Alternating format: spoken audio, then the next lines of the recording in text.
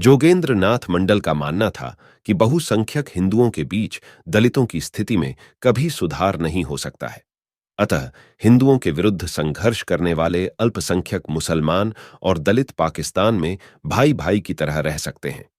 उनकी आह्वान पर पाकिस्तान और बांग्लादेश के लाखों करोड़ों दलित विभाजन के दौरान न सिर्फ वहीं रह गए, बल्कि लाखों उनके साथ पाकिस्तान चले गए। पाकिस्तान के संस्थापक मोहम्मद अली जिन्ना ने जोगेंद्र नाथ मंडल को पाकिस्तान की संविधान सभा के पहले सत्र का अध्यक्ष बनाया और वह पाकिस्तान के पहले कानून मंत्री भी बने। पर जल्द ही उनका दलित मुस्लिम भाई भाई का भ्रम टूट गया। वे खुद तो 1950 में भागकर भारत आ गए, पर उनके बहकावे में आकर पाकिस्तान में रह गए लाखों करोड़ों दलित हिंदू बौद्ध आज इतिहास बन गए हैं। जोगेंद्र नाथ मंडल दलित थे और नाम शूद्र समुदाय से संबंधित थे। उन्होंने बंटवारे से पहले की राजनीति में दलितों को मुस्लिम लीग से जोड़ा था। इन्हीं के कारण बंगाल के नाम शूद्र 1930 के दशक से ही मुस्लिम लीग के मजबूत सहयोगी बन गए थे। उच्च शिक्षित होने के कारण वे भी भारत की महान सभ्यता, संस्कृति, हिंदू धर्म और हिंदू विरोधी बन गए थे। पहले वे कांग्रेस में रहे, फिर उन्हें लगा कांग्रेस सिर्फ उच्च हिंदुओं की पार्टी है, इसलिए वे मुस्लिम लीग से जुड़ गए और अपने हिंदू विरोधी मानसिकता के कारण जल्द ही मुस्लिम लीग के खास सदस्यों में से एक बन गए। मंडल भीमराव रामजी आंबेडकर के बाद जिन्ना से सबसे ज्यादा प्रभावित थे। जिन्ना ने अपने भाषण में पाकिस्तान के भविष्य का खाका पेश करते हुए पाकिस्तान को मजहब से अलग रखने का ऐलान किया था। उसी भाषण में जिन्ना ने यह कहा था कि समय के साथ हिंदू हिंदू नहीं रहेंगे और मुसलमान मुसलमान नहीं रहेंगे। धार्मिक रूप से नहीं, क्योंकि धर्म एक निजी मामला है, बल्कि राजनीतिक रूप से एक देश के नागरिक होने के नाते।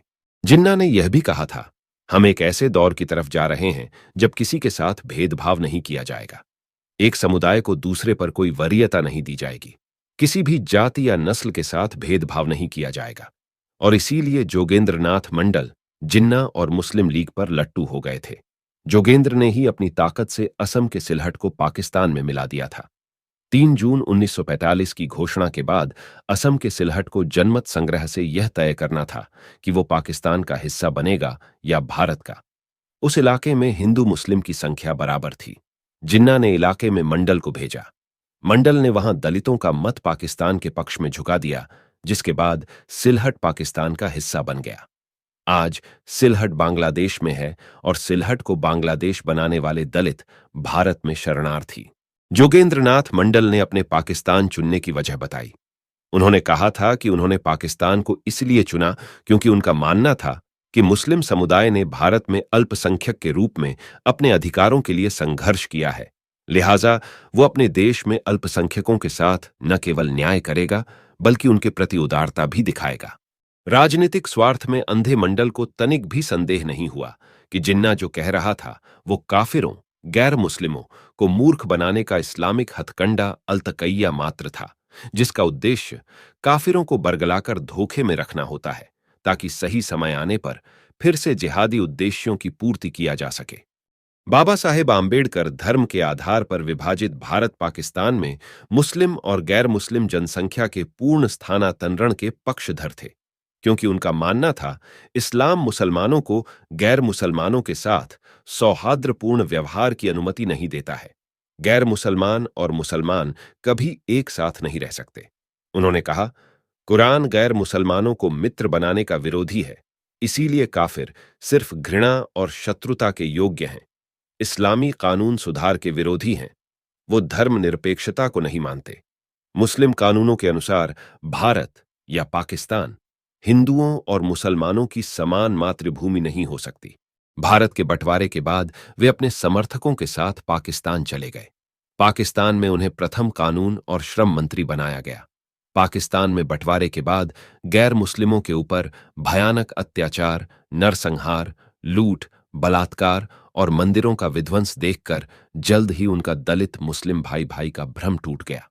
विरोध करने पर उन्हें देशद्रोही कहा गया। पूर्वी और पश्चिमी पाकिस्तान में हजारों लाखों दलितों का भयानक नरसंहार, बलात्कार और जबरन धर्मांतरण किया गया। स्त्रियों को नग्न कर सड़कों पर जुलूस निकालकर जश्न मनाया गया। उनके बेटे जगदीश चंद्र मंडल के अनुसार जब उनके पिता कराची में रहते थे, तब भी उनके मंत्री रहते ही उन्हें पूरी तरह अलग थलग कर दिया गया था।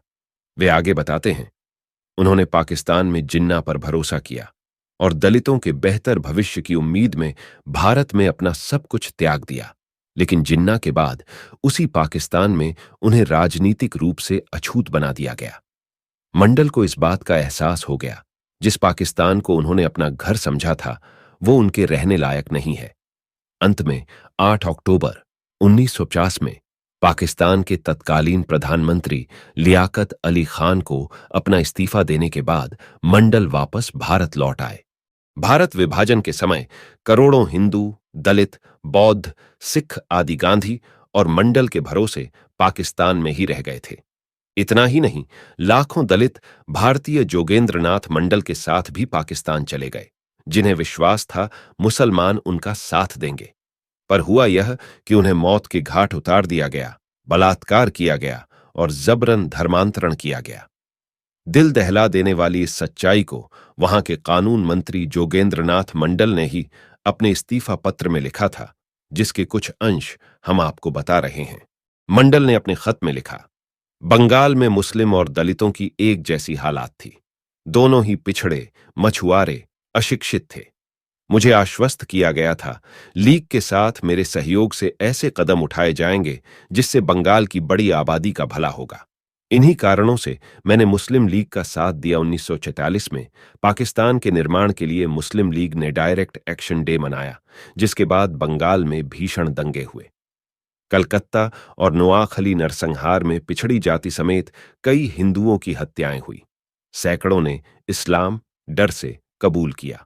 पुलिस के साथ मिलकर मुसलमानों ने नमोशूद्र समाज के लोगों को पीटा, घरों में छापे मारे।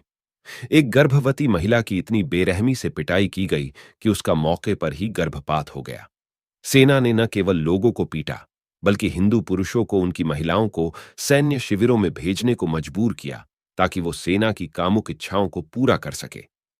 फरवरी 1950 को मैं बारिसाल पहुंचा। यहां की घटनाओं के बारे में जानकार में चकित था। यहां बड़ी संख्या में हिंदुओं को जला दिया गया। वहां गांव में शवों के कंकाल भी देखे। नदी किनारे गिद्ध और कुत्ते लाशों को खा रहे थे। यहां सभी पुरुषों की हत्याओं के बाद लड़कियों को आपस में बांट लिया गया। ये कुछ वाक्य हमने जोगेंद्रनाथ मंडल के लिखे इस्तीफे से लिए हैं, क्योंकि इस इस्तीफे में पाकिस्तान में हुए अत्याचार को इस तरह बयां किया गया है कि आगे पढ़ने की मेरी हिम्मत नहीं हुई। आप चाहें तो स्वयं ही विकिपीडिया पर जाकर पढ़ सकते हैं। चलिए आगे बढ़ते हैं। 1950 में पाकिस्तान से भारत आने के बाद 1968 तक उन्होंने अपना अधिकांश समय कलकत्ता के एक बेहद पिछड़े इलाके में बिताया। ये तत्कालीन प्रसिद्ध रविंद्र सरोवर या डकारिया झील का दलदली क्षेत्र था। पहले यहां दलित झुग्गियां थीं। मंडल उन्हीं झुग्गियों में रहा करते थे। अब यहां की जमीन सूख जाने के बाद अमीर लोगों के लिए कॉलोनी बन गई है।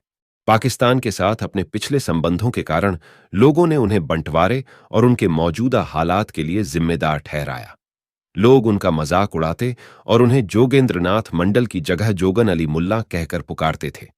फिर भी नेता बनने की चाहत में वे 4 बार चुनाव लड़े, लेकिन चारों बार उनकी जमानत जब्त हुई। उन्होंने एक छोटा समाचार पत्र या पत्रिका प्रकाशित करने की भी कोशिश की, लेकिन लोगों ने उन्हें भाव नहीं दिया। गुमनामी में 5 अक्टूबर 1968 को पश्चिम बंगाल में जोगेंद्रनाथ मंडल ने अंतिम सांस ली।